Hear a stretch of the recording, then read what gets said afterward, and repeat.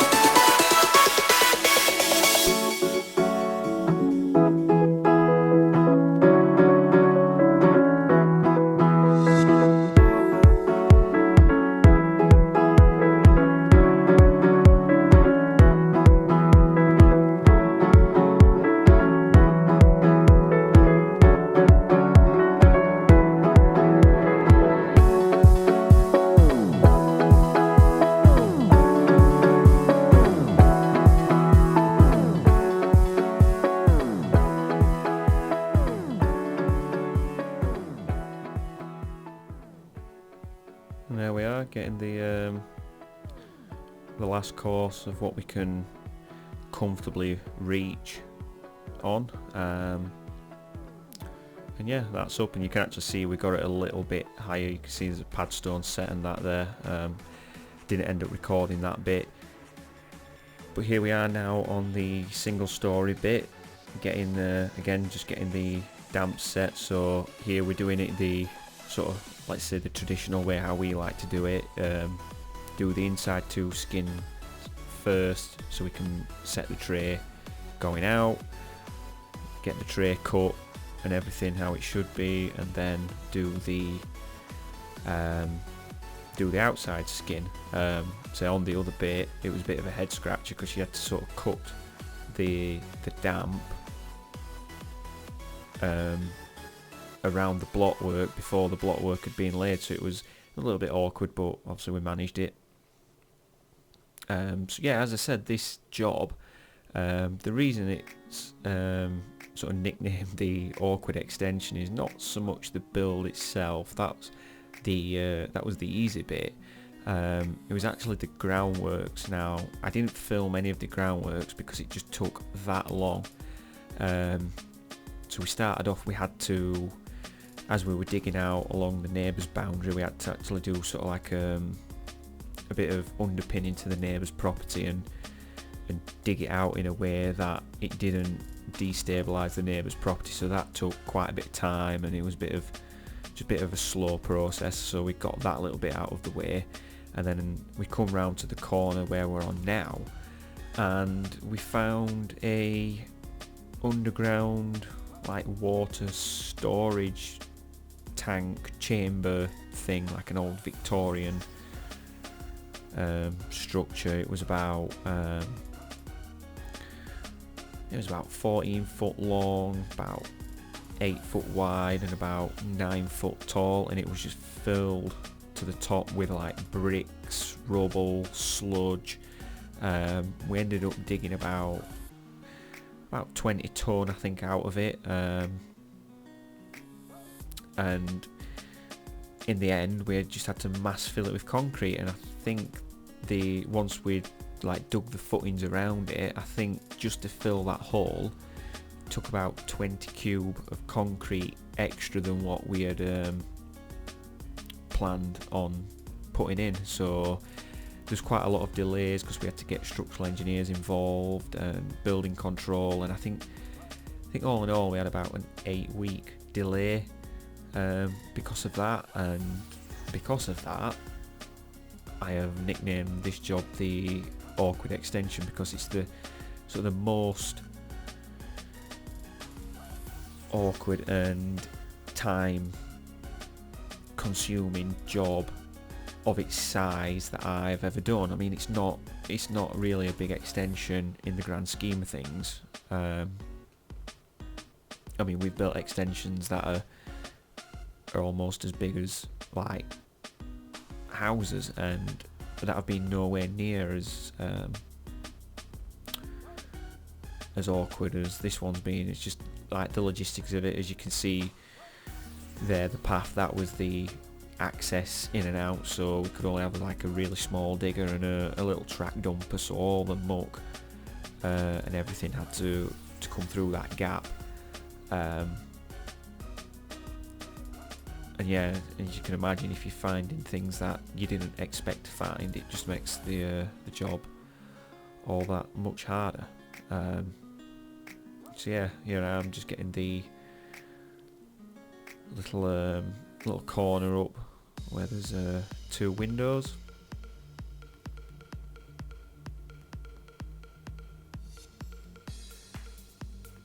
And what we ended up doing here was we actually kept switching sides, so like we'd build say 3 or 4 course one side, then move over to the bit we're on now, get that built up a bit, and then go back to the other side and build that up a little bit more, just to give it time to go off. With it being like such small, like little panels of blockwork, they're quite susceptible to just blowing over with even a slight breeze can blow them over, because there's nothing to support them.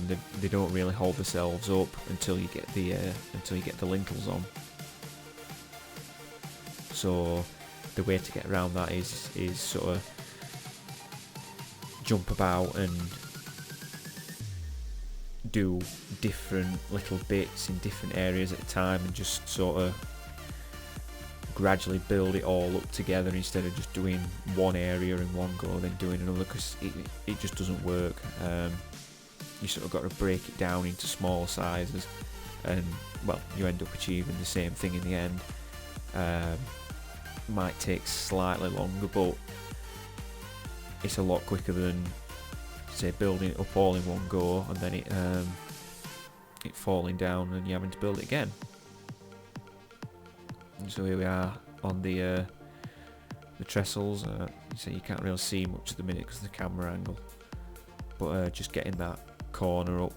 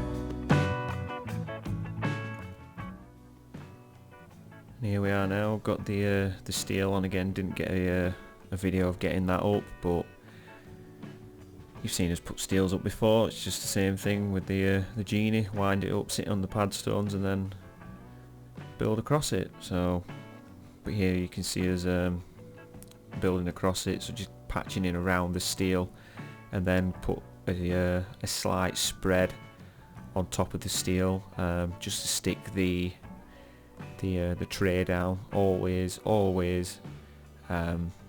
stick your trays down, otherwise they will just slip over time. You'll get cracking and movement and whatever. I know some people don't stick the damp proof courses down, but yeah, you should. It was actually a cut block over the top of the steel, but as you can see the bed is a little bit big underneath, so I cut them in a little bit too small, but ended up just rolling with it and it was fine in the end. So that height that we've left the blockwork there at, that is the joist height, the ceiling height, and then the sides that we're building up here, again just sticking another tray down for over those lintels above those two windows. Yeah, just getting these sides built up because this roof has a bit of a parapet wall going around it, It's a flat roof, and this has got a parapet wall, so just to make life a bit easier and not have that nosebleed as you when you're working up on the flat roof, just build them two sides up a little bit higher, and it just makes life a little bit easier once you're up on the roof building that parapet.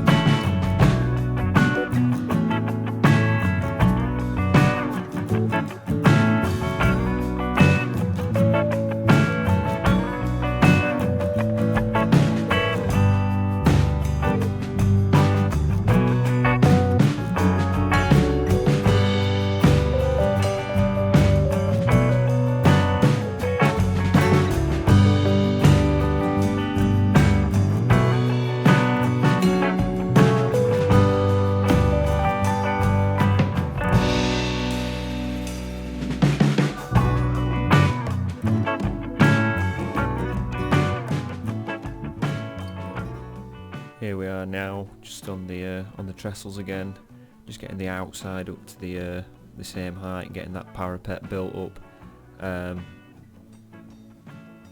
as high as we can, just to make life a little bit easier. I think at this point the client wasn't fully decided on how high they actually wanted the parapet to go, so we just took it to a height that we thought would be alright, and I think in the end, I think it stayed. I think we just had to build the inside up a little bit after the joists went on.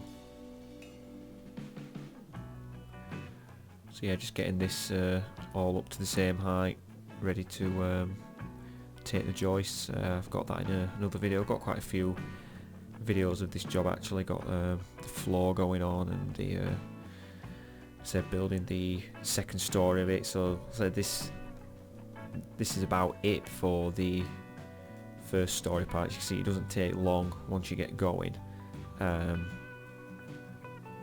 with it being in Blockwork too, it just flies up. So the groundworks felt like it took forever, and we kept saying to the client, like, once we get past this point of the groundworks, the actual build will fly up. And it did actually. It didn't take us long at all.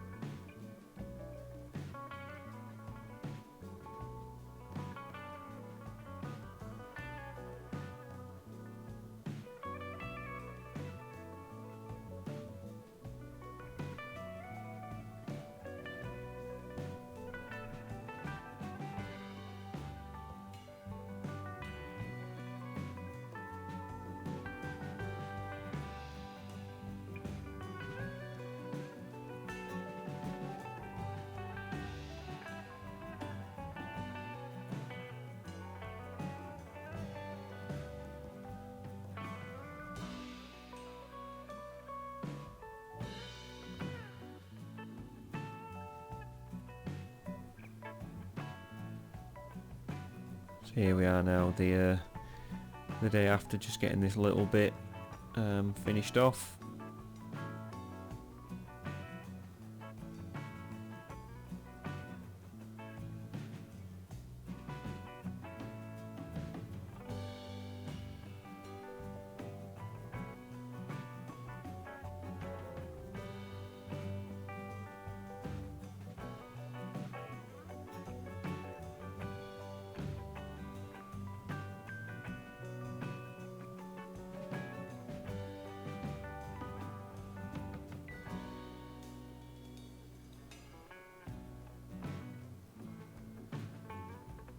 And that's about it for this video. So hope you enjoyed it. Like I said, I've got quite a few more videos of this project to come, so have to look out for those. Thanks for watching this one, and I will see you in the next one.